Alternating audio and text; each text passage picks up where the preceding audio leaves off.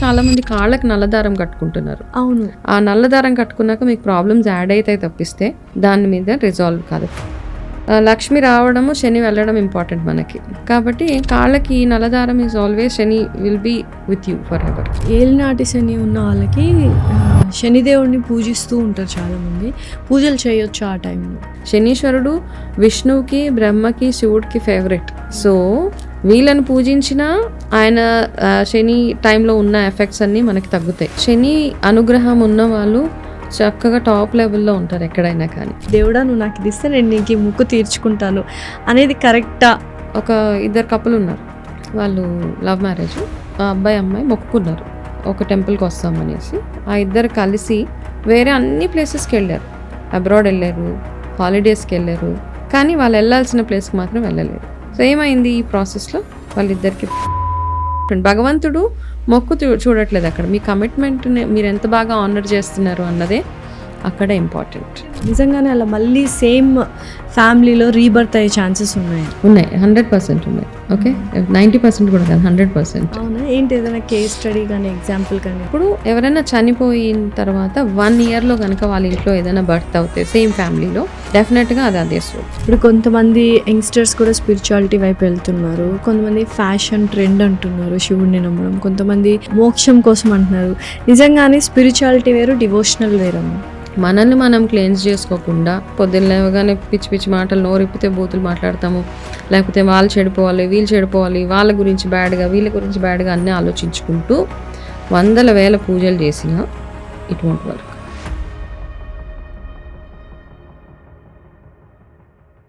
Hello everyone, welcome to I dream. This is anchor Lasya Reddy. ఇవాళ podcast స్పిరిచువాలిటీకి సంబంధించింది. And చాలామంది నవగ్రహాలకు పూజ చేస్తారు, కానీ శని గ్రహం అనగానే భయపడతారు. అసలు శనిదేవుడు మనల్ని ఎలా ఎఫెక్ట్ చేస్తాడు, శనిదేవుడు మంచి ఎలా చేస్తాడు, అండ్ మనీ మేనిఫెస్టేషన్ చేసుకుంటే ఎలా ఉంటుంది, అండ్ స్పిరిచువల్గా మనం ఎటువంటి పాజిటివ్ ఆస్పెక్ట్స్ని, మనము ఎనర్జీస్ని డ్రైవ్ చేస్తాం, ఇలాంటి విషయాలు అన్నీ మనం ఈ పాడ్కాస్ట్లో మనకు క్లియర్గా ఎక్స్ప్లెయిన్ చేయడానికి వచ్చారు life coach, cancer survivor and cancer coach and spiritual healer Vanaja Ramashetti గారు. నమస్కారం మ్యామ్. నమస్తే మలాసి. ఎలా ఉన్నారు? బాగున్నాను, thank you so much. Always positive ఆరాతో వస్తూ ఉంటారు, ఒక పాజిటివ్ ఎనర్జీ వస్తుంది. సో ఫస్ట్ ఆఫ్ ఆల్ ఇంత కూల్గా, కామ్గా ఎలా ఉంటారు మ్యామ్ ప్రతి ఒక్క సిచ్యువేషన్లో? ఐ థింక్ ప్రాక్టీస్ తోటి వచ్చేస్తుందమ్మా అలాగా. అండ్ దాంతోపాటు ఏంటంటే రియాక్ట్ అవ్వను అని కాదు సిట్యువేషన్స్కి, కాకపోతే కొన్ని మనకు తెలిసిపోతాయి కదా, ఈ సిట్యువేషన్స్ ఇంతే, మనం ఏం చేసినా ఇంకా అవి మారవు అన్నప్పుడు మనం అరిచి పెద్దగా మాట్లాడి కాల్ చేసి అప్సెట్ అయిపోయే ప్రయోజనం లేదు. అంటే ఇప్పుడు చాలామంది ఒక చిన్న విషయానికి, ఇష్యూకి గొడవ పడుతూ ఉంటారు, ఎమోషనల్ ఇంబ్యాలెన్సెస్ అవుతూ ఉంటారు. ఆ గొడవ పడడంలోనే సగం టైం అయిపోతుంది, ఆర్గ్యుమెంట్లోనే, డిస్కషన్లోనే, కాన్వర్జేషన్లోనే. ఆ మైండ్ సెట్ అంటే ఒక కూల్ మైండ్ సెట్, ఇలా ఆర్గ్యుమెంట్స్ వేస్ట్ అన్న మైండ్ సెట్ రావడానికి కొన్ని ఇయర్స్ పడుతుందా ఎక్స్పీరియన్స్ వల్ల? నిజంగానే ఇట్ విల్ టేక్ టైం. ఎందుకంటే మనం ఆర్గ్యుమెంట్స్లో ఏం రిజల్ట్ ఉండదు. ఏం చేస్తుంది, ఇంకా ఎక్స్ట్రాగా మన ఎమోషనల్ వెల్ బీయింగ్ అంతా షాటర్ అయిపోతుంది. దాంతోపాటు వెనెవర్ మన ఎమోషన్స్ ఎప్పుడైతే దెబ్బతింటాయో అవి మనం బయటకు చెప్పుకోలేని పరిస్థితి. దాంతో ఏమవుతుంది, ఫిజికల్ హెల్త్, మెంటల్ హెల్త్ అన్నీ ఇంపాక్ట్ అవుతాయి.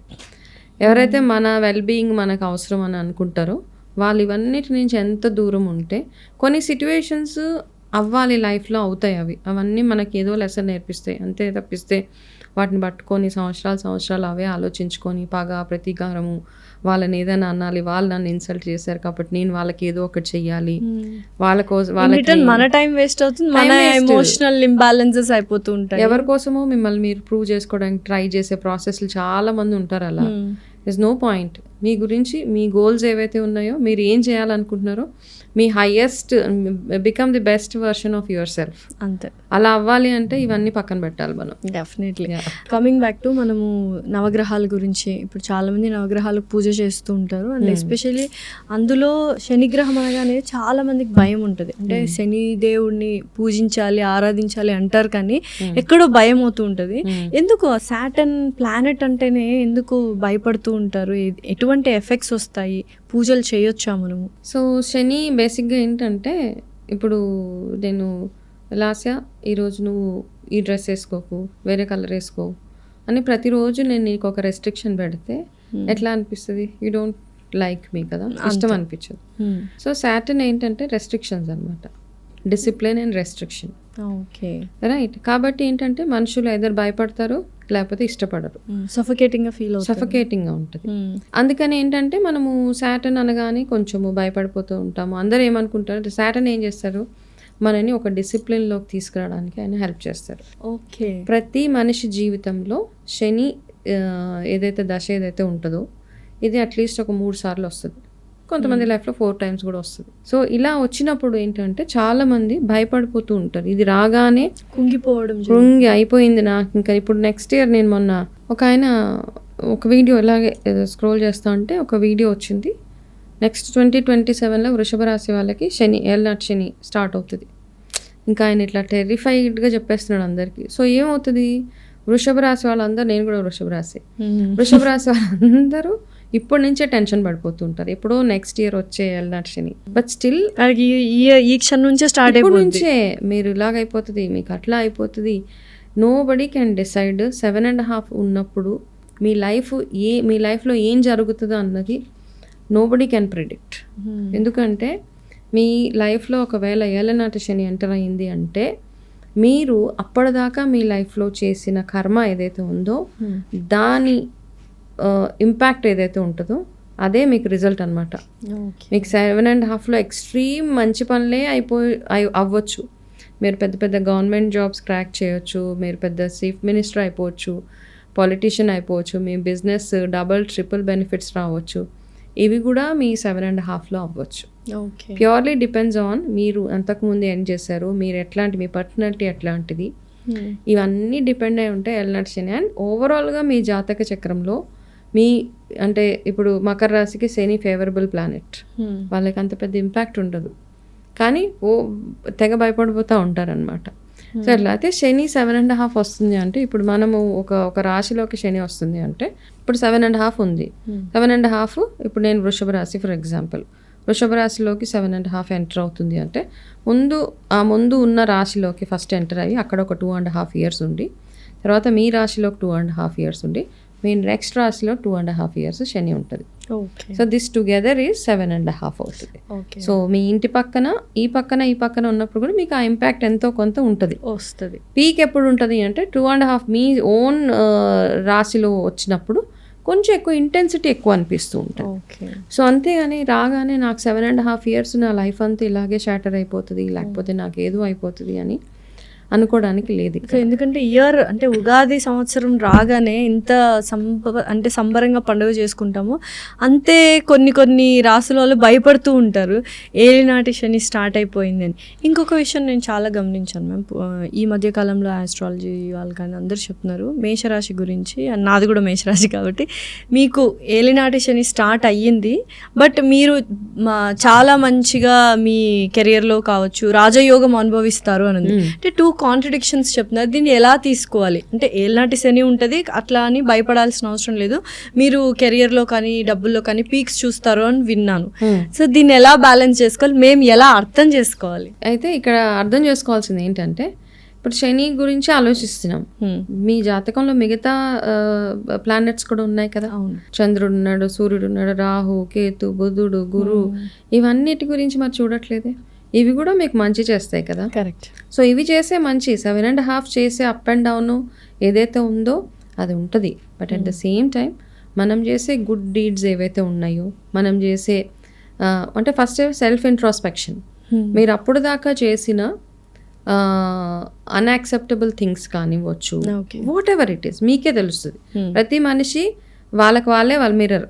ఓకే, ఎవరో వచ్చి చెప్పక్కర్లేదు, బయట వాళ్ళకి ఎంత తెలుసో తెలియదు, మీకు తెలుసు కదా మీరు చేసిన మంచి ఏది చెడు ఏది.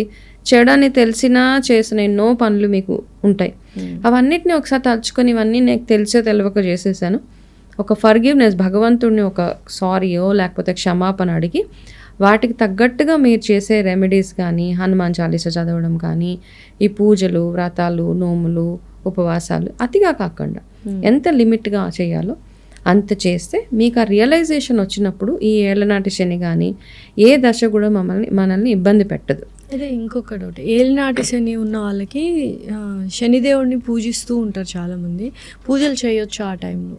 చేయొచ్చు. అండ్ రెగ్యులర్గా ఆ టైం కాకపోయినా శనిదేవుడికి పూజలు అనేవి చేయొచ్చు. చాలామంది దూరంగా ఉంటారు, వెనక్కి తిరిగి చూడు నవగ్రహాలు ఉన్నప్పుడు. అండ్ కొంతమంది వెళ్ళడానికి కూడా భయపడతారు. కానీ శనిదేవుడు అనేది మనకు హైదరాబాద్లో ఉన్నారు, ఒక ప్లేస్లో శనిదేవుడు గుడి ఉందన్నమాట. సో అక్కడికి వెళ్ళి పూజలు చేయొచ్చా చేయకూడదు? అసలు శుభ్రంగా చేయొచ్చు. It's a planet. మీరు అన్ని ప్లానెట్స్కి చేసే శని అనుగ్రహం ఉన్న వాళ్ళు చక్కగా టాప్ లెవెల్లో ఉంటారు ఎక్కడైనా. కానీ ఓకే, వెనక్కి తిరిగి చూడకూడదు, ఏదో అంటుకుపోతుంది, లేకపోతే నలుపు ముట్టుకోకూడదు, నల్ల డ్రెస్ వేసుకోకూడదు, లేకపోతే ఇంకొకటి చేయకూడదు, ఇట్లా చేతికి నువ్వులు చేతికిస్తే తీసుకోకూడదు, ఇట్లా చాలా చాలా ఉంటుంది. అంత ఈజీగా ఎవరైనా నువ్వులు ఇవ్వగానే కొంతమంది ఫుల్ ఫైట్ చేసేసుకుంటూ ఉంటారు. నేను ఒకరోజు ట్రైన్లో ట్రావెల్ చేస్తా అంటే ఎక్కడో ఇద్దరు లేడీస్ డిస్కషన్ అనమాట. కొంచెం అబ్యూజివ్ లాంగ్వేజ్లోనే తిట్టుకుంటున్నారనమాట. దానికి ఎంత ధైర్యం వచ్చి నువ్వులతో అదేదో చేసి నా చేతిలో పెట్టింది, దాని చెనంతా నాకు అంటుకోవడానికి చేసింది. అయితే నేను వింటున్నాను. అప్పటికి నేను ఇంత స్పిరిచువల్ దీంట్లో లేను, నాకు అంత అవగాహన కూడా లేదు. కానీ విని ఏదో జస్ట్ ఇగ్నోర్ చేసేసా. బట్ ఇప్పుడు నాకు అవన్నీ అప్పుడప్పుడు గుర్తొస్తూ ఉంటాయి. నాకు అనిపిస్తుంది, అంటే మనం నువ్వులు ఒకరి చేతికి ఒకరికి ఇచ్చేసినంత మాత్రాన వాళ్ళకి జరగాల్సిన 7.5 ఇంపాక్ట్ అంతా వచ్చి మనకు వచ్చేస్తుందా మన లైఫ్లో? Nothing like that. ఓకే, ఏదో నువ్వులు చేతికి తీసుకోవడం వల్ల ఇంకొకటి వల్ల వాళ్ళ పాపం అంతా మనకు వచ్చేది. సో ఫస్ట్ ఆఫ్ ఆల్ మనం అట్లాంటి మైండ్ సెట్ నుంచి బయటకు రావాలి. అదేవిధంగా శనీశ్వరుడు ఆలయానికి వెళ్ళినప్పుడు ఈజ్ ఫేవరెట్. శనీశ్వరుడు విష్ణువుకి, బ్రహ్మకి, శివుడికి ఫేవరెట్. సో వీళ్ళని పూజించిన ఆయన శని టైంలో ఉన్న ఎఫెక్ట్స్ అన్నీ మనకి తగ్గుతాయి, ఈ ముగ్గురిని, శివుడిని, విష్ణువుని పూజిస్తే. అట్ ద సేమ్ టైం నిత్యము మీరు శనికి రిలేటెడ్గా ఏ పూజలు చేసినా మీకు లైఫ్లో ఒక బ్యాలెన్స్, ఒక డిసిప్లిన్, పాపము వైపుకి వెళ్ళకుండా, రాంగ్ డీడ్స్ చేయకుండా, తప్పు పనులు చేయకుండా, రైట్ జడ్జ్మెంట్స్ చేయడానికి ఈ ప్లానెట్ మనకి చాలా చాలా హెల్ప్ చేస్తుంది అనమాట. కాబట్టి నిత్యం ప్రతిరోజు శని ఆరాధన చేసుకోవచ్చు. శని చిన్న మంత్రం ఉంటుంది, ఆ మంత్రాన్ని చదువుకోవచ్చు మీరు. నీలాంజన సమాభాసం రవిపుత్రం యమాగ్రజం ఛాయామార్తాండ సంభూతం తం నమామి శనేశ్వరం. ఇది ఎవ్రీడే 11 times, మీకు శని ఉన్నా లేకపోయినా. కానీ ఇక్కడ పాయింట్ టు బి నోటెడ్ ఏంటంటే, ఓన్లీ శని ఎందుకు, మిగతా ప్లానెట్స్ కూడా. మీకు మూన్ మీ జాతకంలో చంద్రుడు బాగోకపోతే మీకు ఎమోషనల్ హెల్త్ బాగుండదు. కొంతమందికి చూడండి మెంటల్ హెల్త్ ఇష్యూస్ వచ్చేస్తాయి. అవి ఎందుకు పాపం చూసుకోరు? శుక్రుడు బాగోకపోతే మీకు వేరే ఇష్యూస్ వస్తాయి, మీ other health issues, fertility issues వస్తాయి.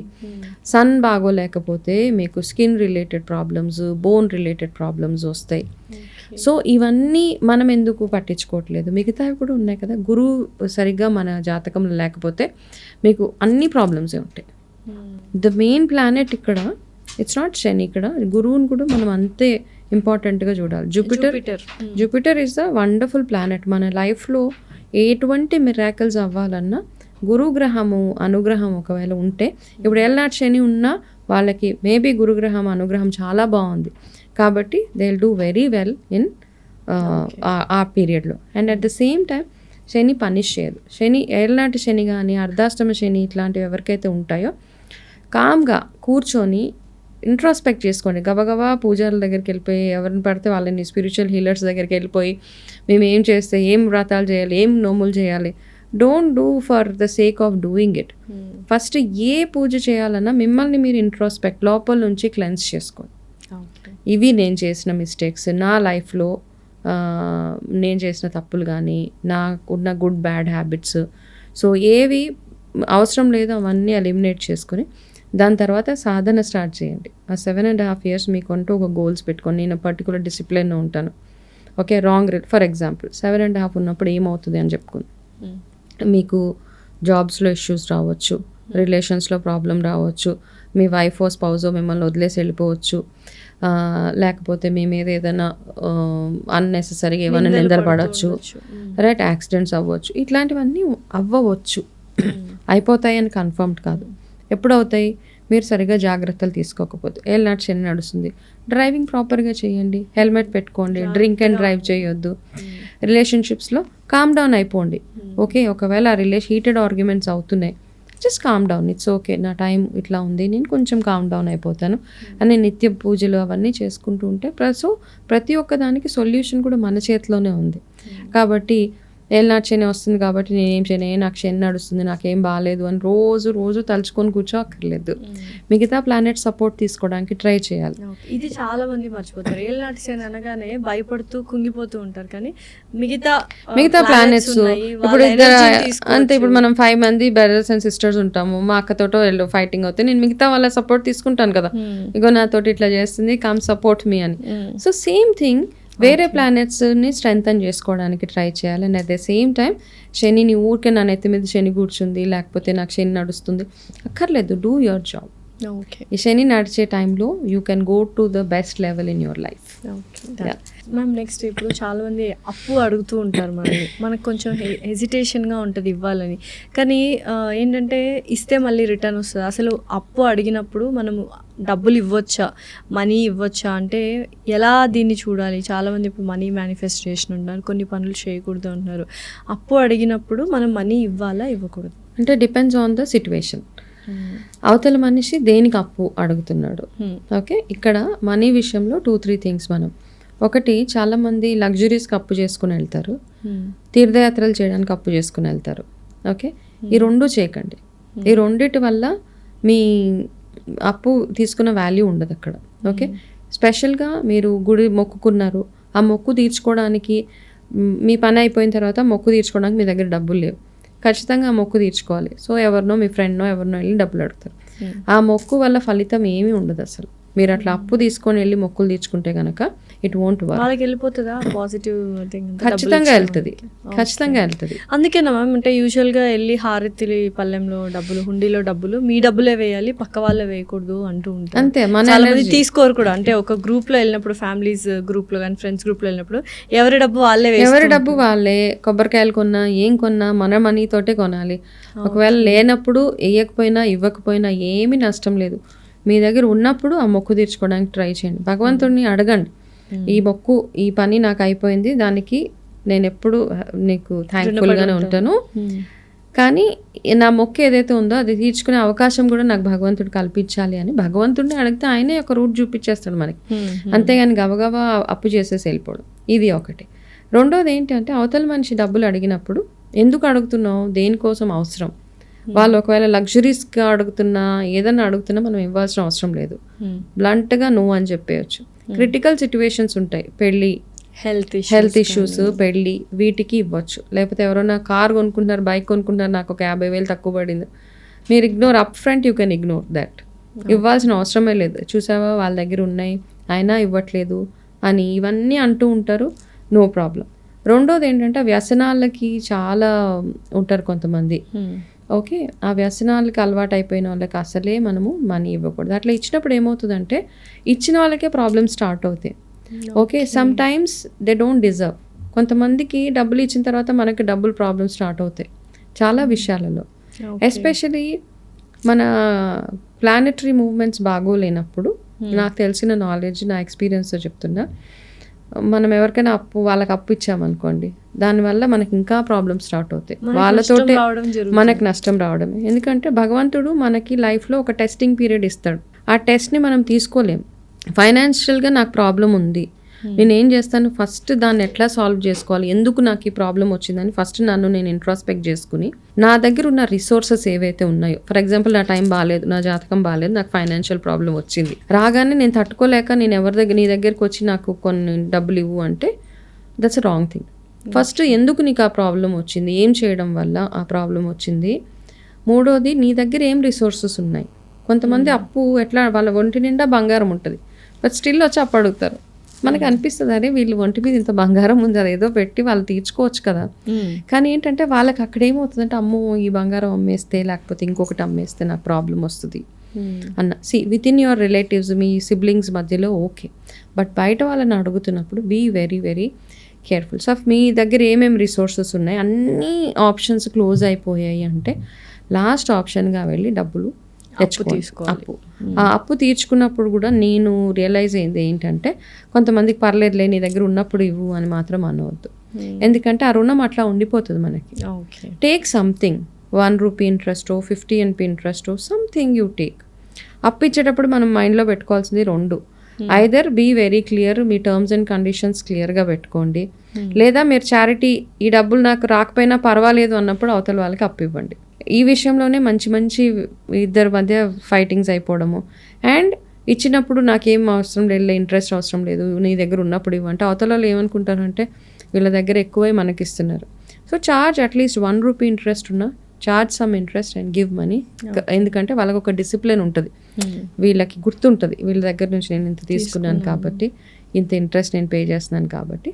సో ఏంటంటే బ్యాలెన్స్ అవుతుంది అనమాట. ఆ కర్మ బ్యాలెన్స్ చేసుకోవాలి అంటే మనీ మ్యాటర్స్లో చాలా చాలా క్లియర్గా ఉండడం, చాలా anything give and take, everything is give and take. ప్రతి దానికి చిన్న విషయానికి ఇది జరిగితే నేను ఇది ముక్కుంటాను, ఇది జరిగితే నేను ఇది ముక్కుంటాను అని మొక్కులు ఎక్కువగా కొంతమంది పెద్ద లిస్టే పెట్టేసుకొని ఉంటారు. అసలు తీర్చుకుంటారా లేదా మొక్కులు అనేది తెలియదు. ఫస్ట్ ఆఫ్ ఆల్ అసలు అలా మొక్కు అంటే నువ్వు నాకు ఇది ఇస్తే దేవుడా, నువ్వు నాకు ఇది ఇస్తే నేను నీకు ఈ మొక్కు తీర్చుకుంటాను అనేది కరెక్టా అనేది ఒక డౌట్ ఉండింది. భగవంతుడికి మనం ఇచ్చేది ఏం అవసరం లేదు, ఫస్ట్ ఆఫ్ ఆల్ ఆయనే మనకిస్తాడు. ఓకే, అదొక సాటిస్ఫాక్షన్ అంతే. పలానా మొక్కు మీరు మీ సాటిస్ఫాక్షన్ కోసం, మీరు భగవంతుడికి గ్రాటిట్యూడ్ చూపించడం కోసం తిరుపతి మెట్లు ఎక్కొస్తాను అంటే ఏంటి, ఈ మొక్కులు ఏంటి అంటే ఏదో మనీ పరంగా కాదు. కొంతమంది మొక్కుతారు నీ దగ్గర నడిచి వస్తాను, అట్లా అన్నీ ఏంటంటే వాళ్ళని వాళ్ళు కష్టపెట్టుకుంటున్నారు. గ్రాటిట్యూడ్ ఎక్స్ప్రెస్ చేసుకుంటా వాళ్ళని వాళ్ళు ఎంతో కొంత నీ దగ్గరికి రీచ్ అవ్వడానికి ట్రై చేస్తారు. కొంతమంది నీ హుండీలో లక్ష వేస్తాను, అట్లా వేస్తాను, ఇట్లా వేస్తాను అని చెప్పేస్తూ ఉంటారు. సో వాళ్ళ దగ్గర ఉంది కాబట్టి వేస్తారు. సో దేవుణ్ణి మనీతోటి బ్రైబ్ చేయడము, లేకపోతే ఒకవేళ నిజంగా చెప్పాలంటే ఒకవేళ మనం మొక్కుకొని అవకాశం లేక మనం తీర్చుకోలేకపోయినా ఏమీ అవ్వదు అక్కడ. కాకపోతే మొక్కినప్పుడు ఎందుకు తీర్చాలంటారంటే అది మనకి భగవంతుడి పట్ల ఉన్న కమిట్మెంట్ అంతే. నువ్వు ఇక్కడ ఎంత కమిటెడ్గా ఉంటావు నీ లైఫ్లో అంతే కమిటెడ్గా ఉంటావు with all the other relationships what you have in your life. అది మొక్కు అంతే తప్పిస్తే మొక్కులు ఉపవాసం ఉంటామంటారు, ఇవన్నీ okay, these are all okay. కాకపోతే పెద్ద పెద్ద మొక్కులు ఒకవేళ తీర్చలేకపోతే భగవంతుడి దగ్గరికి వెళ్ళి తండ్రి నాకు ఇప్పుడు అవకాశం లేదు, నా ఆరోగ్యం సహకరించట్లేదు, లేకపోతే నాకు అంత ఫైనాన్షియల్ కెపాసిటీ లేదు కాబట్టి తీర్చట్లేదు, కానీ తీర్చే అవకాశం ఉన్న రోజు ఫస్ట్ థింగ్ నేను వచ్చి, చాలామంది తీర్చే అవకాశం వచ్చినప్పుడు డబ్బులన్నీ తీసుకుని హాలిడేకి వెళ్తారు, లేకపోతే ఇంకొక దగ్గరికి వెళ్తారు, మొక్కు మర్చిపోతారు. ఓకే, అట్లా ఒక 2 కపుల్ ఉన్నారు, వాళ్ళు లవ్ మ్యారేజ్. ఏమైందంటే వాళ్ళు మ్యారేజ్ అవ్వగానే వాళ్ళ ఇంట్లో చాలా ఫైట్స్ అయినాయి ఆ మ్యారేజ్కి. ఆ మ్యారేజ్ అయిపోగానే ఇద్దరు అబ్బాయి అమ్మాయి మొక్కుకున్నారు ఒక టెంపుల్కి వస్తామనేసి. మా మ్యారేజ్ అవ్వగానే ఫస్ట్ థింగ్ మీ గుడికి వస్తాము అనగానే కొన్ని రోజుల గ్యాప్లో వాళ్ళ మ్యారేజ్ అయిపోయింది. మ్యారేజ్ అయిపోగానే వాళ్ళు హనీమూన్ వెళ్ళారు, తర్వాత ఇల్లు సెటిల్ అయిపోయింది, వాళ్ళ జాబ్లో సెటిల్ అయిపోయారు, 1 సంవత్సరం అయింది.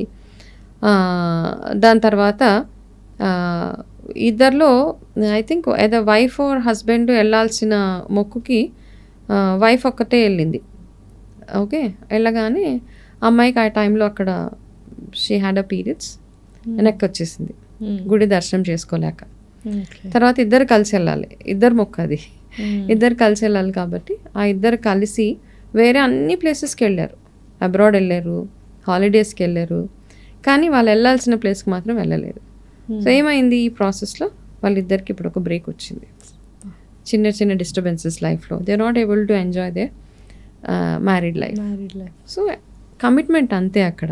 మీకు ఇద్దరు మొక్కుకున్నప్పుడు do it as a commitment. భగవంతుడు మొక్కు చూడట్లేదు అక్కడ, మీ కమిట్మెంట్ని మీరు ఎంత బాగా ఆనర్ చేస్తున్నారు అన్నదే అక్కడ ఇంపార్టెంట్. అయితే మళ్ళీ చాలామంది అంటారు అంటే మొక్కు తీర్చకపోతే దేవుడికి ఏమైనా పగనా కోపమా ఇలా విడదీస్తారా అన్న డౌట్ కూడా వస్తుంటుంది చాలా మందికి. సో వాటికి ఏమని సమాధానం చెప్పారు? అక్కడ విడిపోలేదు, but they not happy in the relationship. Commitment అనుకుంటే జాగ్రత్తగా వెళ్ళాలి, తీర్చాలి. సో ఏంటంటే మనం అన్ని చోట్లకి వెళ్ళినప్పుడు ఇది కూడా one of the responsibility and duty. And మీరే మొక్కున్నారు కదా, మీరే మొక్కుకున్నారు, వేరేవన్నిటికీ మీకు టైం ఉంటుంది, ఇక్కడికి వెళ్ళలేకపోతున్నారా అని ఉంటుంది. Universe, I definitely believe God energy ఉంటుంది కాబట్టి ఎక్కడి నుంచో వాచ్ చేస్తూనే ఉంటాడు. అదర్ మొక్కుకోకపోయినా మీ మ్యారేజ్ మీకు you both are destine to get married, అది ఎలాగో అవుతుంది. కాకపోతే ఏంటంటే ఇట్లా చేసినప్పుడు ఖచ్చితంగా తీర్చాల్సిందే. అండ్ ఇంకొకటి, ఇప్పుడు ఇది మాట్లాడుకుంటే నాకు ఒకటి గుర్తొచ్చింది, చాలామంది అంటే డబ్బులు ఉన్న వాళ్ళంతా పెద్ద పెద్దగా అమౌంట్స్ కానుకలు చెల్లించడము, లేకపోతే బంగారుతో స్వామివారికి ఇవ్వడము. సో ఏ దేవుడికైనా అలంకరించడం ఇలా చేస్తూ ఉంటారు. ఇంకొక వైపు వినాయక చవితి రోజు లడ్డు వేలంపాట వేయడము, దాన్ని ఎక్కువగా కొనుక్కోవడము, ఇదంతా కూడా ఏంటి మ్యామ్ అంటే ఇజ్ ఇట్ రైట్ థింగ్? ఓకేనా ఇట్లా లడ్డూని వేలంపాట వేసి కొనుక్కోవడము? అంటే అక్కడ వాళ్ళ ప్రెస్టీజ్ని చూపించుకోవడానికా, లేకపోతే అది మళ్ళీ అసలు వేలం పాట ఎందుకు పాడాలి? దేవుడి దగ్గర పెట్టిన లడ్డు 7 రోజుల లడ్డుని అందరికీ ఎవరైతే అందులో పాల్గొన్నారో అందరికీ కొద్దిగా ఇచ్చేయచ్చు కదా, దాన్ని మళ్ళీ వేలం పాట పాడడం, ఆ డబ్బులు వాళ్ళు ఇవ్వడం. సో ఇదేంటి పోనీ ఆ డబ్బులు మంచికి ఉపయోగిస్తే ఫైన్. సో ఏంటి ఈ ప్రాసెస్ కరెక్టా అనేది నా డౌట్. అంటే డబ్బులు పెట్టి ఆ లడ్డూని కొనుక్కొని మళ్ళీ ఇవ్వడం. ఇప్పుడు మనం కొన్ని ప్లేసెస్లో చూస్తాం, పలానా ప్లేస్లో ఆ లడ్డు కొనుక్కుంటే మనకి దశ తిరిగిపోతుంది అని కొనుక్కున్న వాళ్ళు. అవును, ఖైరతాబాద్ కానీ మా గేటెడ్ కమ్యూనిటీస్ లో కూడా లడ్డు వేలం పాట వేస్తారు, కొనుక్కుంటున్నారు. మేబీ ఆ పవర్ అండ్ ఎనర్జీ ఉంటుంది, భగవంతుడు ఆశీర్వదిస్తాడేమో. కాకపోతే ఏంటంటే బియాండ్ ద కెపాసిటీ మనం వెళ్ళిపోయి గ్రీడీ అయిపోతున్నాం చూడు. ఒకప్పుడు వర్క్ చేసినాయేమో అట్లా వేలం పాటలు, వెన్ ఇట్ వాస్ రీజనబుల్ గా వేలం పాట వెళ్ళినప్పుడు. ఎందుకంటే 2-3 లక్షలు 6 లక్షలు లడ్డు, 6 లక్షలు కూడా పాట. సో ఏంటి అంటే ఒకటి మీ అంటే that's not if it is going for a good cause like you said, మంచి ఏదైనా ఒక అనాథాశ్రమానికో లేకపోతే ఒక మంచి ట్రస్ట్కో ఏదైనా ఒక హాస్పిటల్స్కో మెడికల్ ట్రీట్మెంట్స్కో వెళ్తే వాళ్ళకి అది ఫెచ్చింగ్. అంతేగాని ఇది ఒక కమర్షియల్ యాంగిల్లో చూసి ఎవరైతే ఆ కమిటీ ఏదైతే డబ్బులు తీసుకొని వాళ్ళు ఈక్వల్గా డిస్ట్రిబ్యూట్ చేసుకొని వాళ్ళకి హాలిడేకి వెళ్ళో లేకపోతే ఇంకొకటి చేస్తే అట్లాంటి లడ్డు వర్క్ చేయదు. ఒకప్పుడు ఒక ప్లేస్లో లడ్డు వేలంపాట తీసుకుని ఒక వెరీ పువర్ ఆమె ఎంతో తన స్తోమతకి తగ్గట్టుగా లడ్డు వేలంపాటలో తనకు వచ్చింది, వెళ్ళి తన పొలంలో వేసుకుంది అదంతా. దాని తర్వాత ఒక 5-6 yearsలో ఆ పొలం కాస్ట్ 1 crore per acre అయిపోయింది. She super rich now. Okay, అది జెన్యూన్గా అయ్యింది.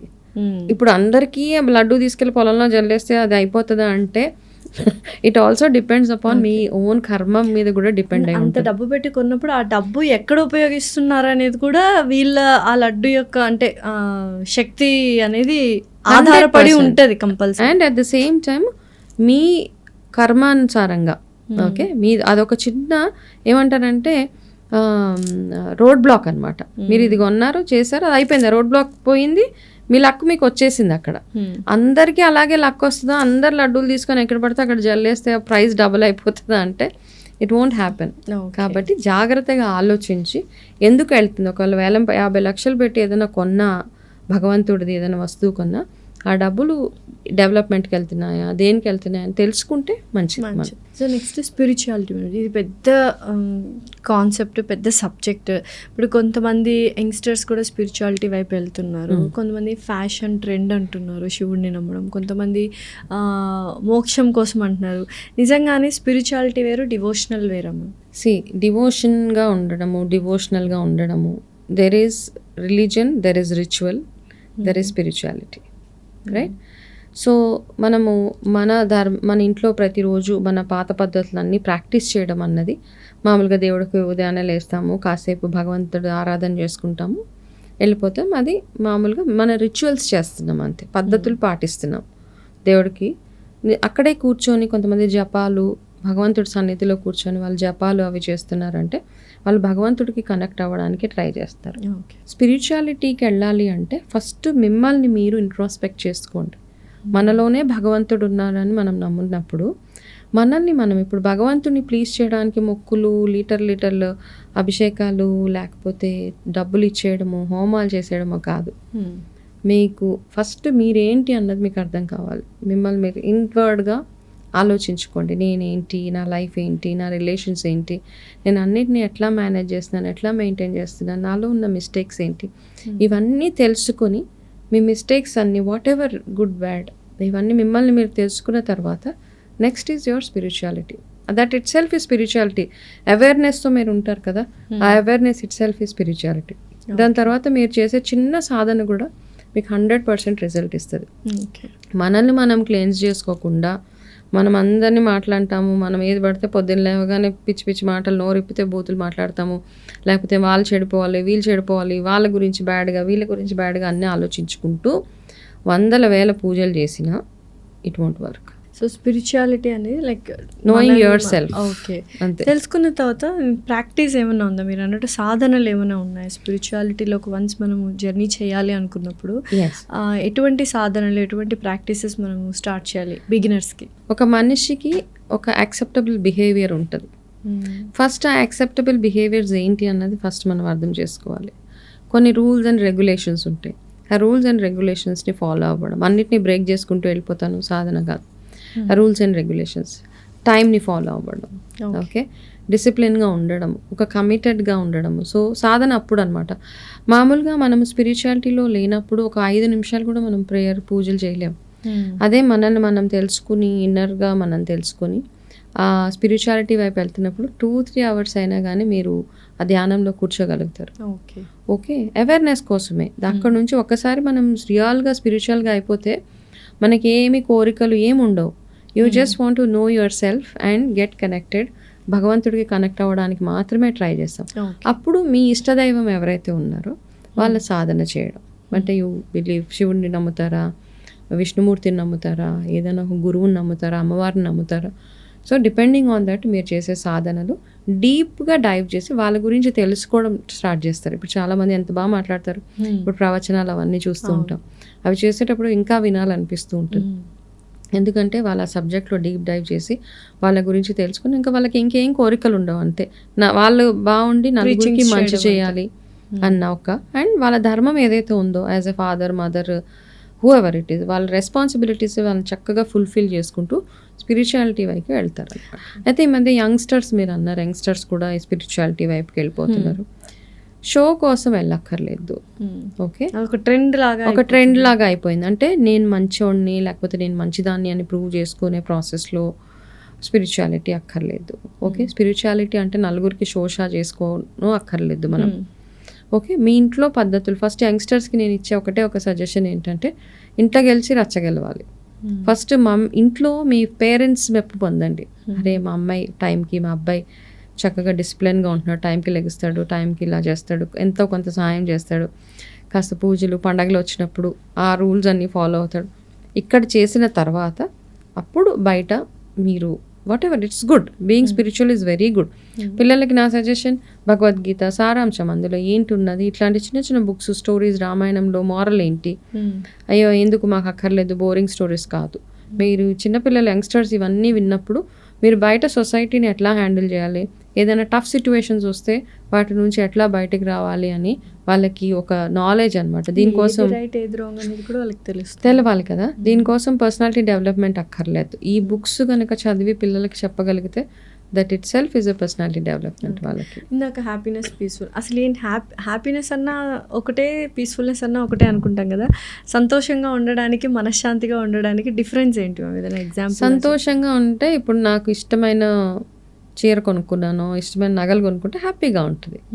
ఆ హ్యాపీనెస్ ఎప్పటికీ కంటిన్యూ అవుతుందా? అది temporary. Peacefulness is it's always there. I feel peaceful every time. నా మైండ్ కామ్గా ఉంటుంది. బికాస్ నా చుట్టూ అయ్యే ఏది నన్ను పెద్దగా బాదర్ చేయదు. అట్లానే అన్నిటిని వదిలేసుకొని ఉండలేము. కొన్ని విషయాలు ఉంటాయి. అయితే మనం హ్యూమన్, మనకు రెస్పాన్సిబిలిటీస్ ఉంటాయి. పిల్లలకి జ్వరాలు వస్తాయి, అయినా పీస్ఫుల్గా ఉంటాం ఉండలేము కదా. పిల్లలకి ఏదైనా ఇష్యూస్ వచ్చినా, ఇంట్లో ఫైనాన్షియల్ ప్రాబ్లం వచ్చినా, కాకపోతే ప్యానిక్ అవ్వం మనం.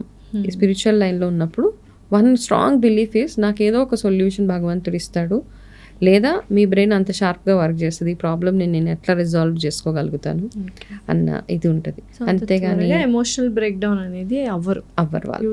ఎస్, వాళ్ళు ఏంటంటే ఇన్వర్డ్గా ఆలోచిస్తారు, ఎందుకు అయింది, ఎలా అయింది, మొత్తం డీటెయిలింగ్గా ఆలోచించి ఆ తర్వాత ప్యానిక్ అయిపోయి యాంగ్జైటీ వచ్చేసి అయ్యో ఇట్లా ఎందుకయింది, అట్లా ఎందుకయింది అన్న ఆలోచన కంటే కూడా they are always calm. Most of the people who are స్పిరిచువల్గా చాలా ఇన్క్లైనింగ్గా ఉంటే గనక వాళ్ళ ఫీలింగ్స్ అవతల వాళ్ళకి అర్థం కాదు ఏమవుతుంది అన్నది. There always mostly they maintain calm and piece.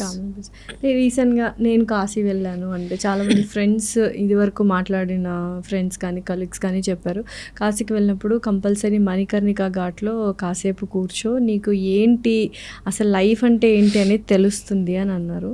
అంటే చాలామంది నిజంగానే ఏం తెలుస్తుంది మనకు మణికర్ణిక ఘాట్లో కూర్చుంటే, ఏం రియలైజ్ అవ్వాలి, అసలు అక్కడ కూర్చున్నప్పుడు మనం ఏం రియలైజ్ అవ్వాలని అనుకున్నాం. వెళ్ళి కూర్చోండి అని చెప్పారు, అక్కడి వరకు బాగుంది. వెళ్ళి కూర్చున్న తర్వాత మనం ఏం నేర్చుకోవాలి అనేది చాలామంది కన్ఫ్యూజ్డ్గా ఉంటారు. సో ఏం తెలుసుకోవాలి మనం అక్కడికి వెళ్ళిన తర్వాత? సో మణికర్ణిక ఘాట్ వెళ్ళినప్పుడు ఏమవుతుంది అంటే మనకి అక్కడ we see all the burning bodies కదా. అవును. అక్కడ వెళ్ళి కూర్చున్నప్పుడు మనం డిటాచ్మెంట్ నేర్పిస్తుంది ఆ ఘాట్ మనకి. అంటే ఇవన్నీ మనుషులు, లగ్జరీస్, మనీ, స్టేటస్, గొడవలు, స్టేటస్ కావాలి, ఇది అవ్వాలి, అది అవ్వాలి, వాళ్ళతో కుళ్ళు కుతంత్రం, ఇవన్నిటికంటే అక్కడ వెళ్ళి కూర్చున్నాక ఇట్లా కాలిపోవాల్సిందే కదా మనం లాస్ట్కి ఏదో ఒక రోజు, ఏదో ఒక ఇంతే కదా. దీనికోసమా మనం ఇంత కష్టపడుతున్నాం లైఫ్ అంతా అన్న ఒక రియలైజేషన్. అట్లా అంటే అక్కడే మణికర్ణిక ఘాట్ కానీ ఏ కాళేశవాన్ని చూసినా ఓకే మనకి ఆ ఫీలింగ్ వస్తుంది మా ఓకే ఇంతేనా మన లైఫ్, అంతా చేశాడు, ఏం సాధించాడు, ఇంత సంపాదించాడు, లాస్ట్కి వచ్చి ఇక్కడ కట్ట కాలిపోతుంది కదా అన్న ఆ రియలైజేషన్ కోసము అక్కడ వెళ్ళి టైం స్పెండ్ చేయమంటారు చాలామంది, అక్కడ కూర్చోమంటారు అనమాట. అంటే మనం ఒక అవేర్నెస్ తోటి వెళ్తే కొంతమంది అది చూసి అబ్బో నేను చూడలేనని పరిగెట్టుకొని వెనక్కి వచ్చేస్తారు. అక్కడ పీస్ ఆఫ్ మైండ్ తోటి కామ్గా కూర్చొని అబ్జర్వ్ చేస్తూ ఉంటే ఆ మనుషులు వస్తారు, కాసేపు ఏడుస్తారు, వెళ్ళిపోతారు. అందరూ అంతే కదా, మీకోసం కొంతసేపు ఏడుస్తారు, దాని తర్వాత ఎవరి రొటీన్ వాళ్ళదే. మీకోసం ఎవరైనా వెయిట్ చేస్తూ ఉంటారా? Everything is very normal, me life నార్మలే. కాకపోతే ఆ మనిషి లైఫ్ ఏమైంది, కాలిపోయాడు, వెళ్ళిపోయాడు, అంతే. చనిపోయిన తర్వాత ఎక్కడికి వెళ్తారో అనే క్వశ్చన్ చాలా మందికి ఉంటుంది. అంటే మీరు స్పిరిచువల్ హీలర్ అండ్ ఆస్ట్రాలజీ అన్నీ ఉన్నాయి కాబట్టి అసలు నిజంగా చనిపోయిన తర్వాత మనిషి అనే అతను అంటే సోల్ ఎక్కడికి వెళ్తుంది, మళ్ళీ పునర్జన్మ అనేది ఉంటుందా? I believe in past lives, పునర్జన్మలు అన్నిటిని బిలీవ్ చేస్తా. ఆ సోల్ మళ్ళా ఇంకొక రీబర్త్ డెఫినెట్గా తీసుకుంటారు. అందుకని ఆ సోల్ మళ్ళీ రీబర్త్ తీసుకోవాలి, మళ్ళీ ఎక్కడో ఒక దగ్గర ఒక లైఫ్ తీసుకోవాలి అంటే కనుక మనము మనిషి చనిపోయినప్పుడు చేసే రిచువల్స్ ఏవైతే ఉంటాయో, ఈ 10 రోజులు దశదిన కర్మ అంటాము, ఇవన్నీ ఎంత బాగా చేయగలిగితే ఓకే అన్నీ అంటే సక్రమంగా గ్రాండ్గా కాదు, ఇక్కడ వాళ్ళ వాట్ ఎవర్ మీ ఫ్యామిలీ ఇవే ఉంటాయి కదా, మీ ట్రెడిషన్స్ ప్రకారం గ్రాండ్గా అక్కర్లేదు, పద్ధతిగా చేయాలి ఇక్కడ. ఓకే ఇక్కడ ఏంటి అంటే ఎంత గ్రాండ్గా 10th డే చేసాము, ఎంత గ్రాండ్గా 11th డే చేసాము, ఎంత డెకరేషన్ చేసాము, ఎన్ని రిటర్న్ గిఫ్ట్స్ ఇచ్చాము, దిస్ నథింగ్. ఇక్కడ ఒక పద్ధతులు ఉంటాయి అన్నమాట. ఇంట్లో వాళ్ళు ఏమేం పద్ధతులు ఫాలో అవ్వాలి. ఆ 10 days షేవింగ్ చేసుకోరు, ఆ 10 days గ్రీవింగ్ పీరియడ్ అంటాం, ఆ 10 days సోల్ మన దగ్గరే తిరుగుతుంది అని చెప్తాం, అక్కడే ఉంటుంది. 10వ రోజు దశదిన కర్మ, 11th డే 12th డే, ఆ రోజు మనము ఆ సోల్కి విముక్తి ఎట్లంత బాగా చేపిస్తున్నాము అన్నది అక్కడ ఇంపార్టెంట్. గోదానం చేసేవాళ్ళు చేస్తారు. అప్పుడే అదే టైంలో పిల్లలు కొట్టుకుంటూ ఉంటారు, నువ్వు చెయ్యి అంటే నువ్వు చెయ్యి కార్యక్రమం, నేను చేయను నువ్వు చేయు. అదే టైంలో అందరికి ఎక్కడలేని రోషాలు, ఎక్కడలేని కోపాలు, ఇవన్నీ ఆ 10 మనిషి చచ్చిపోయినప్పుడు కొంతమంది ఇళ్లలో పీస్ ఉండదు. నువ్వేం చేసావు, నేనేం చేశాను, నువ్వు నీ రెస్పాన్సిబిలిటీ, ప్రాపర్టీస్ గొడవలు, ఈ చావుకి ఎంత ఖర్చు అవుతుంది, ఎంత షేర్ చేసుకోవాలి, ఎన్ని డబ్బులు, ఇట్లాంటి డిస్కషన్ అయినప్పుడు ఆ సోల్ ఇంకా కృంగిపోతుంది కదా. ఇందుక నేను ఇంత బ్రతికి చచ్చిపోయి మంచి పని చేశాను అన్న ఒక ఇది వచ్చేస్తుంది. సో ఈ 10 days ఏదైతే ఉందో ఫస్ట్ మంచి వాళ్ళని రిలీవ్ చేసేయాలి. యాక్చువల్గా 1 year టైంలో 1 year కార్యక్రమం ఏదైతే ఉందో సంవత్సరం వరకు, ఈ సంవత్సరం చేసే నెల మాసికాలు కానీ ఇవన్నీ మీరు పద్ధతిగా చేయడం ఒకటి. సో నేను ఒక స్పిరిచువల్ ప్రాక్టీస్లో నేర్చుకున్నది ఏంటి అంటే సోల్ మళ్ళీ బర్త్ తీసుకుంటుంది. అయితే మనం చేసే ఈ సంవత్సరికాలు ఏవైతే ఉంటాయో, ఆబ్దికాలు సంవత్సరం చేస్తాం పెద్దవాళ్ళ పేరు మీద, అవి ఖచ్చితంగా చేస్తూ ఉండాలి. ఎప్పుడైతే మనం మానేస్తామో అదేమవుతుంది అంటే ఎంతో కొంత మీకు ఎంత తోస్తే అంత, పెద్దగా చేయక్కర్లేదు, చిన్నది వాళ్ళని తలుచుకొని ఆ రోజు వాళ్ళ పేరు మీద ఏదో ఒకటి చేయడము, తర్పణాలు అవి ఇవి చేస్తూ ఉంటే ఆ సోల్ ఎక్కడైతే బర్త్ తీసుకుంటుందో అక్కడ వాళ్ళకి ఎక్సలెంట్గా వాళ్ళ లైఫ్ ఉంటుంది, పీస్ఫుల్గా ఉంటుంది. అలజడి లేకుండా వాళ్ళు మంచి రీస్టార్ట్, న్యూ లైఫ్ స్టార్ట్. అవును, ఎవరికైతే మనము ఈ కర్మలు అవి చెయ్యము, వాళ్ళ లైఫ్ మళ్ళీ ఎక్కడైతే రీబర్త్ చేస్తుంటారో వాళ్ళ లైఫ్ అంతా షాటర్డ్గా ఉంటుంది, వాళ్ళకి ప్రాస్పెరిటీ ఉండదు, అన్ని రకాలుగా ప్రాబ్లమ్స్ ఉంటాయి. కాబట్టి మన పెద్దవాళ్ళకి అందుకే అంటారు యాన్సిస్టర్స్ని ఎప్పుడు తలుచుకోవాలి, వాళ్ళకి ఏదైనా తర్పణాలు కానీ వాళ్ళకి చేసే సంవత్సరికాలు, ఈ మన పెద్దల అమావాస్యలు ఇట్లాంటివి వచ్చినప్పుడు వాళ్ళ పేరు మీద ఎంతో కొంత ఇవన్నీ చేస్తూ ఉంటే వాళ్ళు ఎక్కడ బర్త్ తీసుకున్నా వాళ్ళకి ఫెచ్చింగ్గా ఉంటుంది. కాబట్టి నేను చదివిన స్పిరిచువల్ బుక్స్లో, because I believe in it, అందులో ఈ పాయింట్ నాకు బాగా అంటే నిజంగానే అనిపించింది, వెరీ ట్రూ కదా. అండ్ రీబర్త్ అనేది ఉంది అని నమ్ముతున్నారు మీరు. అండ్ అయితే ఇప్పుడు చాలామంది ఎవరైనా పెద్దవాళ్ళు చనిపోతే కూతురుగాను మనవడుగాను మనవరాలుగాను పుడతారు అని కొన్ని పోలికలు వాళ్ళు వస్తున్నాయి, కొన్ని బిహేవియర్స్ కూడా వాళ్ళు ఉంటాయి అంటున్నారు. నిజంగానే అలా మళ్ళీ సేమ్ ఫ్యామిలీలో రీబర్త్ అయ్యే ఛాన్సెస్ ఉన్నాయా? ఉన్నాయి, 100% ఉన్నాయి. ఓకే, 90% కూడా కాదు, 100%. అవునా? ఏంటి ఏదైనా కేస్ స్టడీ కానీ ఎగ్జాంపుల్ కానీ ఉందా? 100%. ఇప్పుడు ఎవరైనా చనిపోయిన తర్వాత 1 yearలో కనుక వాళ్ళ ఇంట్లో ఏదైనా బర్త్ అవుతాయి సేమ్ ఫ్యామిలీలో, డెఫినెట్గా అదే సోల్ 1 year లోపే, 1 year లోపల. Okay, not beyond that. Beyond that ఉంటే మళ్ళీ ఆ సోల్ ఎక్కడ ఉంటుంది. అందుకే తొందరగా పెద్దవాళ్ళు ఏమంటారు, తొందరగా పెళ్ళిళ్ళు చేసేయండి, తొందరగా ఎట్లా ఉంటుంది అంటే మనకి ఏదో శుభకార్యం చేసేసి ఏదన్నా ఒక శుభకార్యం చేసి ఆ సంవత్సరం లోపల ఒకవేళ కనుక పిల్లలు అట్లా పుడితే అది డెఫినెట్గా అదే సోల్, ఐదర్ ఆడ మగ అట్లా అన్నా పుట్టవచ్చు. 100%. ఒక మా ఇంట్లోనే we have 2-3 అట్లా అన్నమాట.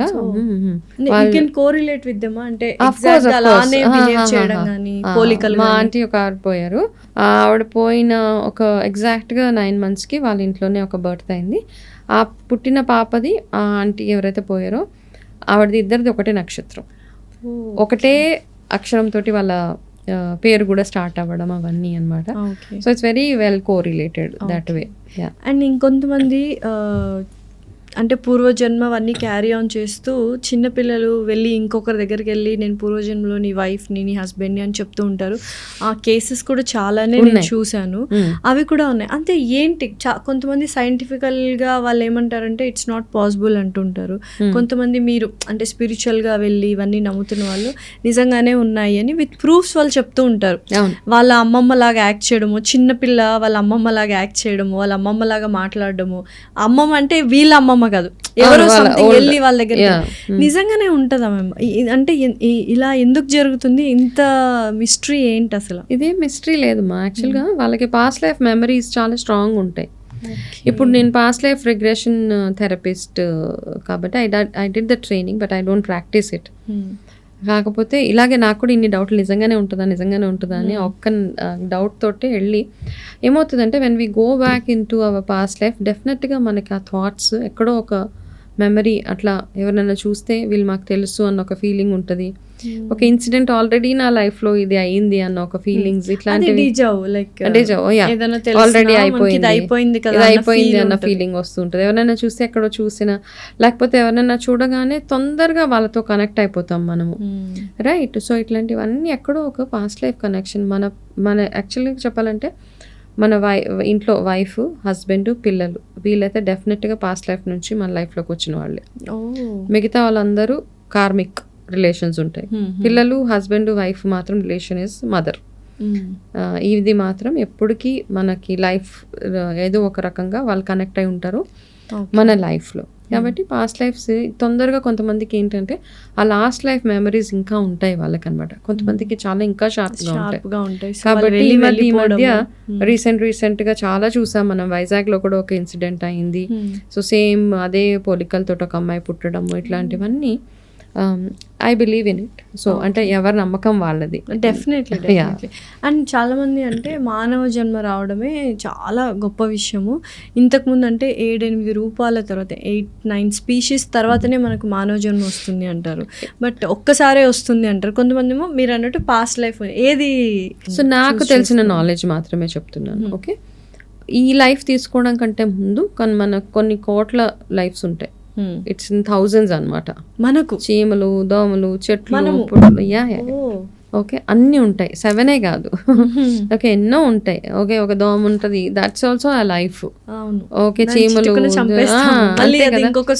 డాగ్స్ ఉంటాయి, పెట్స్ ఉంటాయి, ఆవులు, ఎనీ ఫామ్ లో మనము ఉండి ఉండొచ్చు లాస్ట్ లైఫ్. మన సోల్ మాత్రం క్యారీ ఓవర్ అవుతూ సోల్ ఉంటుంది. అయితే ఒక్కసారి మనిషి జన్మ తీసుకున్న తర్వాత ప్రాబబ్లీ దాని తర్వాత కూడా we will be in human form. అందుకనే మనకి పాస్ట్ లైఫ్స్లో వెళ్తున్నప్పుడు మన మనిషి ఫామ్లో ఉన్నప్పుడు ఏవే గుర్తులు ఏవి ఎక్కువగా మనకి గుర్తొస్తూ ఉంటాయి. సో ఏంటి మ్యామ్ ఈ పాస్ట్ లైఫ్ రిగ్రెషన్ నేర్చుకున్నాను అన్నారు కదా, లైక్ స్టడీడ్ ఇట్ అని ప్రాక్టీస్ చేశారు అన్నారు. What is it all about?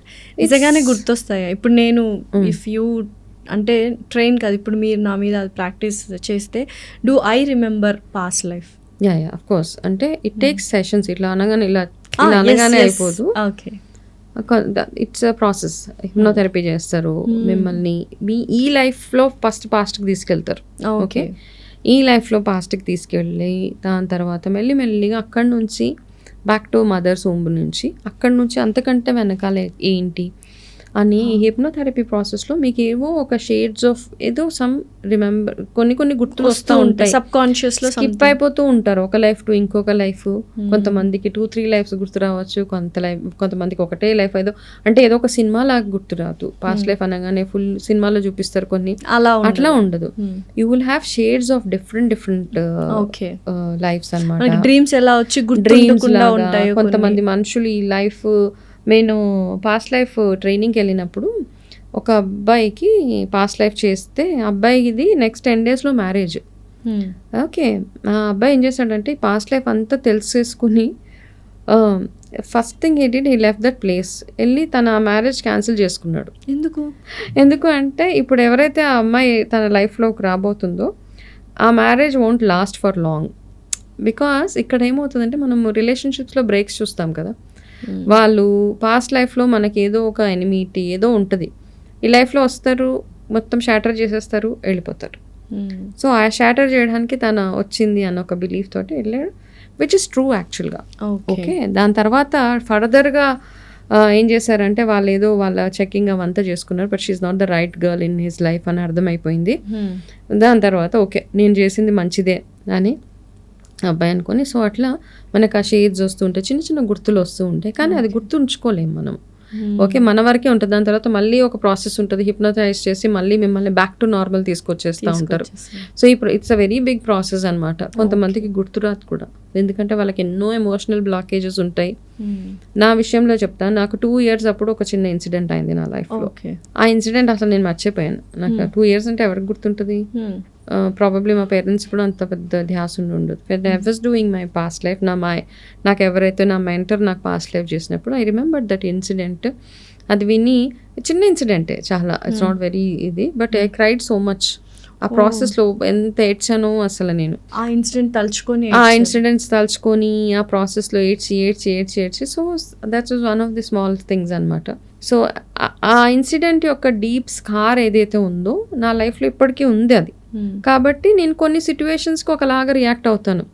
అది ఎందుకు అట్లా రియాక్ట్ అవుతాను అని తెలుసుకోవడానికి అది రూట్ కాజ్. ఆ రూట్ కాజ్ మర్చిపోయా, నాకు ఎందుకు ఇలా అవుతుంది అన్న ఒక ఫీలింగ్ ఏదైతే ఉందో, సో అట్లా ఇట్ హెల్ప్స్. ప్రెసెంట్ లైఫ్లో ఉన్న పాస్ట్ని అండ్ పాస్ట్ లైఫ్లో ఉన్న పాస్ట్ని కూడా ఇట్ విల్ షో. సో ఇది అందరూ ప్రాక్టీస్ చేయొచ్చు, అందరూ నేర్చుకోవచ్చు. అవి పాస్ట్ లైఫ్ నేర్చుకోవడానికి సాధన అవసరము. మీరు స్ట్రాంగ్ ఉండాలి స్పిరిచువల్గా. ఆ ప్రాసెస్లో ఎన్నో నెగటివ్ ఎంటిటీస్ అంటారు, ఇవన్నీ చాలా ఉన్నాయి దానికి. నా training was all a very scary process కూడా. So it's like life risking అంటారా, లేకపోతే నెగటివ్ ఎనర్జీస్ అంటే అఫ్ కోర్స్ నెగటివ్ ఎనర్జీ మన దగ్గరకు వస్తుందంటే ఇట్స్ లైఫ్ రిస్కింగ్. ఏదో ఒక్కొక్కసారి నెగటివ్ ఎనర్జీస్ ని హ్యాండిల్ చేయాల్సి వస్తుంది. అంటే ఫస్ట్ మీరు ఎక్స్ట్రీమ్ గా స్పిరిచువల్ గా ఎవాల్వ్ అయ్యి చాలా స్ట్రాంగ్ అయ్యి తర్వాత ఇట్లాంటి ప్రాక్టీసెస్ చేసుకోగలిగితే it will be good. It is అంటే మీ ఇంట్రెస్ట్ని బేస్ చేసుకుని అంతే చేసేస్తే చాలా బాగుంటుంది, అందరూ థెరపిస్ట్లు అయిపోవచ్చు అని కాదు. I don't practice it because నేర్చుకోవడం వరకే, ఎడ్యుకేషన్ నాకు తెలిసింది నలుగురితో షేర్ చేసుకోవడం వరకే, అక్కడ వరకు okay. But I can relate. ఎవరైనా వచ్చి నాతోటి ఈ ప్రాబ్లం ఉంది అని చెప్తే ఎందుకు వస్తుంది ఇట్లాంటి ప్రాబ్లం అని నేను చెప్పగలుగుతాను వాళ్ళకి. అండ్ నెక్స్ట్ ఇందాక మనం అన్నట్టు negative energy and positive energy, నిజంగానే ఈ spirits and bad souls good souls ఇవన్నీ ఉన్నాయంటారా? అంటే చాలామంది నేను అంటే నేను విన్నది ఇప్పుడు మనం ఇక్కడ కూడా సోల్స్ అన్నీ ఉంటాయి మన చుట్టూ కూడా, బట్ మనము ఎంతవరకు వాటిని అట్రాక్ట్ చేస్తున్నాము లేదా మనం ఎంత భయపడుతున్నాము అనే దాన్ని బట్టి కూడా అవి మనల్ని అట్రాక్ట్ చేస్తాయి అని విన్నాను. Is it true? అంటే సోల్స్ అనేవి ఎక్కడైనా ఉంటాయా? లైక్ స్పిరిట్స్ ఆర్ ప్రెసెంట్, ఎక్కడైనా ఉంటాయి. Okay, but if your atmosphere is positive, okay, ఇప్పుడు నిత్య పూజలు చేసే ఇల్లు, గుడులు, ఇవన్నీ పాజిటివ్ ఎనర్జీస్, పాజిటివ్ పీపుల్, వీటి దగ్గరికి వెళ్ళలేవు. If you very good soul, very nice person, స్పిరిచువల్గా చాలా ఎవాల్వ్డ్గా ఉంటారు, మీ పని మీరు చూసుకుంటారు, వాళ్ళ దగ్గరికి వెళ్ళవు. So negative places, negative energies, locked houses, haunted houses అంటారు, ఉన్నాయి. అట్లాంటి ప్లేసెస్లో మనకి ఏదో ఎనర్జీస్ ఉంటాయి. ఆ ఎనర్జీస్ని మనకి ఫామ్లో కనపడదు, కాకపోతే ఏదో సడన్గా ఇరిగి పడిపోవడము, సంథింగ్ ఇట్లాంటివి అవుతూ ఉంటాయి.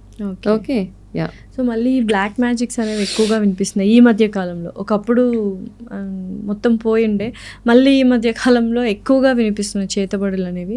నిజంగానే అంటే కొంచెం పాస్ట్ బ్లాక్ మ్యాజిక్స్, ఇప్పుడు చేతబడి అనేది ఎలా అప్పట్లో అంటున్నాం, ఇప్పుడు బ్లాక్ మ్యాజిక్ అనేది ఎలా వచ్చిందో అలా పాస్ట్ బ్లాక్ మ్యాజిక్స్ కూడా ఉన్నాయి, చాలా డేంజరస్ అని విన్నాము. నిజంగానే ఉంటే పరిస్థితి ఏంటి మ్యామ్? మనుషుల పరిస్థితి అంటే ప్రపంచ పరిస్థితి ఏంటి నిజంగానే ఉంటే? అంటే ఒకడు పైకి ఎదుగుతున్నాడు అంటే 10 మంది లాగే ఇదిలో ఉన్నాం ఇప్పుడు మనం. డెఫినెట్లీ అదే ఒకటి నిజంగానే అలాంటి ఒక శక్తితో మనం లాగొచ్చు అని నశింపజేయచ్చు అంటే ఇలా ఉండేవాళ్ళం కాదు ఇప్పటికీ. మీరు నేను ఇలా కూర్చొని మాట్లాడే వాళ్ళం కూడా కాదేమో. సో నిజంగానే ఉన్నాయి అసలు బ్లాక్ మ్యాజిక్ అనేది. మన సాటిస్ఫాక్షన్ కోసం మనం బ్లాక్ మ్యాజిక్ చేస్తాము. ఓకే, సో ఎవరన్నా అంటున్నా వాళ్ళ మీద బ్లాక్ మ్యాజిక్ చేసేస్తే వాళ్ళు ఏదో మారిపోతారు. It's not very easy. And first of all it's not a right practice also. ఎవరైతే తంత్ర విద్య ఉంది, ఓకే, తంత్రం తోటి చేయొచ్చు, ఏదైనా చేయొచ్చు. కాకపోతే తంత్రం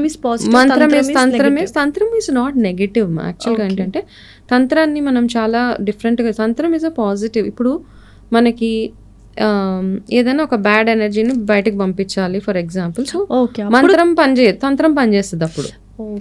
దట్స్ ఎ గుడ్ వన్. కాకపోతే ఆ తంత్రాన్ని మనం ఎట్లా యూజ్ చేస్తున్నాము అన్న దాని మీద డిపెండ్ అయి ఉంటుంది నెగటివ్. ఇప్పుడు చాలా మంది అంటారు నాకు ఏదో తిన్న దాంట్లో ఏదో కలిపేశారండి, చాలా మంది వామిట్ చేస్తారు కూడా, దాన్ని నల్లగా ఏదో కక్కుతున్నా అంటారు, మందు పెట్టేశానంటారు, నిజం అంటారు. అంటే చాలా నిజంగా చెప్తుంటారు వాళ్ళు, అంటే ప్రూఫ్ తో సహా చెప్పడం జరుగుతుంటది. ఇదంతా ఏం ఉండదు, మందు పెట్టడాలు మందు పెట్టేసి మీ కడుపులో సంవత్సరాలు మందు ఉంటుందా? ఇట్స్ ఆల్ యువర్ బిహేవియర్ అంతే. మీరు ఆ టైంకి అట్లా బిహేవ్ చేస్తారు. సో ఎవరైతే కడుపులో మందు ఉంది, వామిటింగ్ చేయించేసే వాడు ఏదో కషాయం పోస్తాడు, దానికి మనం వామిటింగ్ వస్తుంది, మందు పోయిందమ్మా మీరు వెళ్ళండి అక్కడ డబ్బులు పెట్టండి అంటాడు. ఓకే, ఇట్స్ ఆల్ వీళ్ళకు పాజిటివ్ థింగ్, మందు పోయింది ఇప్పటి నుంచి మేము హెల్దీగా ఉంటాం అంతే. అది ఓకే, ఒక రకంగా అది పాజిటివే. కాకపోతే నన్ను ఎవరో మందు పెట్టారు, ఎవరు పెట్టారు మందు? మీ తోటకోడలో ఆడబడుచో ఎవరో పెట్టేశారని బ్లేమ్స్ వాళ్ళ మీదకి వెళ్తాయి. సో అంత ఈజీ కాదు. ఎక్కడో మందు, ఎవరో మందు, జ్వరం రాగానే నాకు మందు పెట్టారు, ఏదైనా యాక్సిడెంట్ అవగానే ఎవరో మందు పెట్టారు. It's not so easy. Okay, and చేసే వాళ్ళకి కూడా ఒకవేళ నిజంగా ఆ మందులు పనిచేయాలని చేసే వాళ్ళ యాక్చువల్గా ఏంటంటే మన ధర్మంలో అట్లాంటివి చేయకూడదు. ఒకవేళ ఒక విద్య తెలిసినప్పుడు, ఒకవేళ ఒక మనిషికి నెగిటివ్ అవ్వడానికి చేసే విద్య ఏదైతే ఉందో అది చేయగానే వాళ్ళకి ఆ పవర్స్ పోతాయి. ఫస్ట్ అండ్ ఫార్మోస్ట్ థింగ్ అది గుర్తుపెట్టుకోవాలి మనం. కాబట్టి అలా మందులు పెట్టడాలి ఇవంతా బుల్షిట్. ఓకే, బ్లాక్ మ్యాజిక్స్ కాదు. ఆఫ్ కోర్స్ ఒక మనిషి మీద మనం నెగటివ్గా మాట్లాడుతూ ఉంటే వాళ్ళకి అది తగులుతుందేమో అంతే, తప్పిస్తే మీరు ఇలా అనగానే ఏదో బ్లాక్ మ్యాజిక్ అయిపోవడం. ఇంకొకటి ఈవిల్ ఐ అందరు పెట్టుకుంటున్నారు ఈ మధ్య, లైక్ రింగ్స్ కావచ్చు, ఇది కావచ్చు, మంచిదే అంటారా ఈవిల్ ఐ? మనం బ్రాస్లెట్స్లో కూడా చూస్తూ ఉన్నాము, నరదృష్టి ఉండకూడదు. అవన్నీ ఇప్పుడు ఈ మధ్య కాలంలో వచ్చినవి విలై అవన్నీ it's all fancy things. And ఇంకొకటి ఏంటంటే చాలా మంది కాళ్ళకి నల్లదారం కట్టుకుంటున్నారు. అవును. సో అవి చూసినప్పుడల్లా నాకు అనిపిస్తుంది నల్లదారం కాన్సెప్ట్ అంటే ఎక్కడి నుంచి వచ్చింది ఇది? యాక్చువల్గా ఏంటంటే చిన్నపిల్లలు 6 నెలల వాళ్ళకి నడక రానంత వరకు వాళ్ళ కాళ్ళకి ఒక నల్లదారం వాళ్ళకి దిష్టి తగలకుండా పెట్టారు. దాని తర్వాత వాళ్ళకి ఎప్పుడైతే నడక స్టార్ట్ అవుతుందో తీసేస్తారు అది. ఓకే, ఇక్కడ చాలా ఆస్పెక్ట్స్ ఉన్నాయి. నల్లదారం మనం కాశీతాడు అంటాము. కాశీతాడు కాశీ నుంచి తీసుకొస్తారు, అది ఒక చేతికి కట్టుకుంటాము, బ్రెస్ట్కి కట్టుకుంటాము, అది ఇక్కడే వర్క్ చేస్తుంది, లేకపోతే మెడలో వేసుకుంటాము. రైట్, అది ఎప్పుడైతే కాళ్ళకి కట్టుకుంటామో మనం ఏం చేస్తే ఇట్స్ అ వెరీ పవర్ఫుల్ దారం. అది నలుపు రంగు ఏదైనా కానీ కాళ్ళకి ఈ మధ్య ఎవరు ఆడపిల్లలు చూసినా కాళ్ళకి ఇట్లా నల్ల దారం పిల్లలకి. So please remove it. Okay, ఆ నల్ల దారం కట్టుకున్నాక మీకు ప్రాబ్లమ్స్ యాడ్ అయితే తప్పిస్తే దాని మీద రిజాల్వ్ కాదు. పాదాలకు ఎప్పుడైనా silver is good, moon energy అంటాం కదా, గ్రౌండెడ్గా ఉండడానికి మనకి silver is always good for your feet అనమాట. బంగారు పట్టీలు కూడా వేసుకున్నాం. లక్ష్మి అగైన్ బంగారు అంటే గోల్డ్ ఎనర్జీ ఈజ్ అప్వర్డ్ అమ్మా, silver energy is downward. Okay, కాబట్టి అప్వర్డ్ ఎనర్జీ మనకి స్పిరిచువల్ ఎన్హాన్స్మెంట్స్ అవన్నీ గోల్డ్ పైకి, సిల్వర్ ఎప్పుడు డౌన్వర్డ్ ఎనర్జీ అనమాట, డౌన్కి తీసుకెళ్తారు. కాబట్టి కాళ్ళకి పట్టీలు అవి నల్లదారం వేస్తే లక్ష్మి రావడము శని వెళ్ళడం ఇంపార్టెంట్ మనకి. కాబట్టి కాళ్ళకి నల్లదారం is always Shani will be with you forever. ఒకవేళ ఎవరైతే శని గురించి చాలా భయపడిపోతూ ఉంటారో black is his favourite colour. Is there with, అంటే నెగిటివ్ చేస్తారా పాజిటివ్ చేస్తారా అన్నది పక్కన పెట్టేస్తే అది ఇట్స్ నాట్ అడ్వైజబుల్ ఫర్ ఆడపిల్లలకి కానీ ఎవరికైనా కానీ. నల్లదాడ కట్టుకోగానే మీకు అంతగా దిష్టి తగులుతుంది అంటే నల్ల చుక్క ఈజ్ ఎక్సలెంట్ ఫర్ ఎనీబడి. నల్ల కాటుకు చుక్క మీరు ఇక్కడ పెట్టుకోండి, పాదాలకు పెట్టుకోండి. ఆడపిల్లలైతే లెఫ్ట్కి, మగపిల్లలైతే రైట్కి పెట్టుకోండి, ఎక్సలెంట్గా వర్క్ చేస్తుంది. వండర్ఫుల్ విషయం. ఎందుకంటే చాలా మంది కాళ్ళకి చూసాను నల్లతాడు. మా ఇంట్లో అందరికీ ఉంటుంది మ్యామ్, ఎక్సెప్ట్ నాకు అందరికీ ఉంటుంది. ఇంకా వర్స్ట్ ఏంటంటే గవ్వలు పెట్టి నల్లతాడు కట్టుకుంటారు. గవ్వలు మనం లక్ష్మీ స్వరూపంగా చూస్తాం. సో ఇవన్నీ ఆల్ నెగటివ్స్. మనమే చిన్న చిన్న తప్పులే చేస్తాం, పెద్దవేం చేయక్కర్లేదు. చిన్న చిన్న mistakes to block your energies, to block your spiritual పాత్ని మనమే బ్లాక్ చేసుకుంటున్నాం. సో ఇవన్నీ కరెక్ట్ చేసుకోగలిగితే స్పిరిచువల్గా చక్కగా ఉంటుంది మీ life. Thank you so much Vanaja గారు. అండ్ చాలా మంచి మంచి విషయాలు చెప్పారు. అంటే చాలామందికి తెలియక కొన్ని మిస్టేక్స్ చేస్తున్నారు మంచి అనుకొని, బట్ అది తెలుసుకోవడం అనేది వెరీ ఇంపార్టెంట్. సో ఇలాంటి పాడ్కాస్ట్లు చాలా చేద్దాము, బోల్డ్ అనే విషయాలు జనాలకు చెప్దాం, మంచి విషయాలు స్పిరిచువల్గా ఉండడానికి, పాజిటివ్ ఎనర్జీని వాళ్ళు మేనిఫెస్ట్ చేసుకోవడానికి. Will do lot of things and I really చాలా ఇన్స్పైరింగ్ ఉమెన్ మీరు నాకు. Thank you so much for coming. నమస్తే. నాకు తెలిసిన ఇన్ఫర్మేషన్ మాత్రమే షేర్ చేసుకున్నాను. ప్రాబబ్లీ ఇంకా చాలా మంది ఉన్నారు మంచి మంచి నాలెడ్జ్ తోటి. So I think I'm trying to get lot of knowledge about this అనమాట. అంటే మనం అనవసరంగా గుడ్డిగా వెళ్ళిపోకుండా క్లారిటీ తోటి ఏం చేసినా ఒక క్లారిటీ తోటి చేస్తే బాగుంటుంది. Super, thank you ma'am. Welcome. నమస్తే. తవ్వుతున్న శివలింగం సరే దాన్ని అట్లా కప్పేసేయండి, చూపించదండి. కృష్ణ ఇస్ దేర్, మూర్తి పూజ కాదు, సాక్షాత్ బ్రజేంద్ర నందన భగవాన్ ఉన్నారు మూర్తిలో.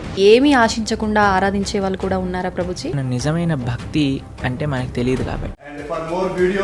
Please subscribe to iDream. Please subscribe to iDream. Please subscribe iDream. And please subscribe to iDream. For more videos, subscribe to iDream.